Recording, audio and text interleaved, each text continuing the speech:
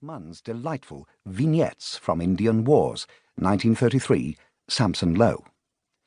And much sporting and natural history detail I have taken from Major A. E. Wardrop's Modern Pig-Sticking, 1914, Macmillan.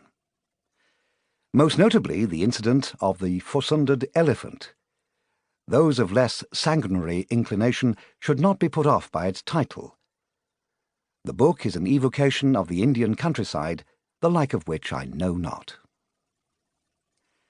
As for the whole business of English attitudes to India at the time, I have consulted the usual references. But specifically military attitudes required something else. It seems that fighting men were reluctant to commit to paper any deep feelings. For instance, the Duke of Wellington's many letters at the time of his regimental command there are almost exclusively concerned with campaign narrative and political speculation. And in this connection, I freely acknowledge my debt to, and strongly commend by way of further reading, the work of Anthony Bennell, whose scholarly The Maratha War Papers of Sir Arthur Wellesley, 1999, Sutton, and The Making of Arthur Wellesley, 1998, Orient Longman, root things firmly in military reality. For me, however, there is a sort of Rosetta Stone when trying to decode the subject attitudes. This is Francis Yates Brown's remarkable Bengal Lancer, 1930. Yates Brown joined the Indian cavalry at the beginning of this century. His experiences were therefore closer in time to those of Matthew Hervey than they are to the reader of today. His candour is, I believe, for the time unique. And although the great mutiny of 1856 swept aside much of what was the way of things under John Company, my belief is that Yates Brown is not untypical of a thinking, sensitive officer of the earlier period. Readers who know his work will recognise the source of some of the imagery, tensions, and incidents in my story. In addition to Bengal Lancer, I have had the great privilege to know, for the past 20 years, Lieutenant Colonel Douglas Grey, late of Skinner's Horse.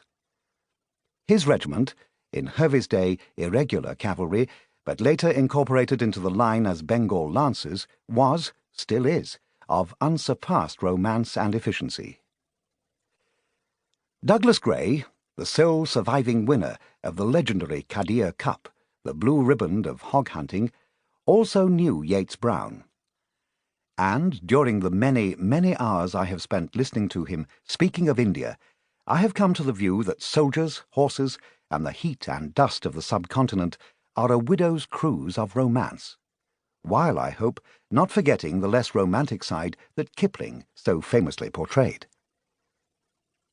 I have also had the privilege of listening to many of Colonel Grey's contemporaries, and of reading their memoirs, privately printed.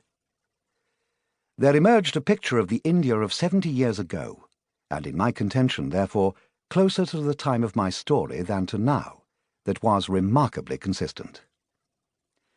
But I am more than conscious that they are men forged in a very different world, and therefore that it is important to keep a respectful distance from any idea that one might know how people really felt.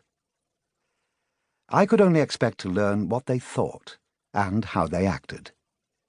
It is to these officers that my book is with admiration dedicated. There is, of course, another side to the fence, as it were, the Indian soldier. I have had the great good fortune to spend many hours, too, in the company of Colonel, now Major General, T.P.S. Brar, not a cavalryman, but a Sikh officer of the Maratha Light Infantry. Also with Colonel M.S. Mahaisalkar, conversely a Maratha serving with the Sikh regiment. Colonel Brar's late father, whom I knew and revered, had been one of the first Indian cadets at Sandhurst in the 20s, and the first Indian officer to command a regiment of infantry in the Second World War. The Brar caste is the most illustrious of the military castes, and father and son always spoke freely and candidly, and allowed me to consult their distinguished family archives in Chandigarh, on which my climactic battle scene is based. In addition, Colonel Mahaisalkar Abram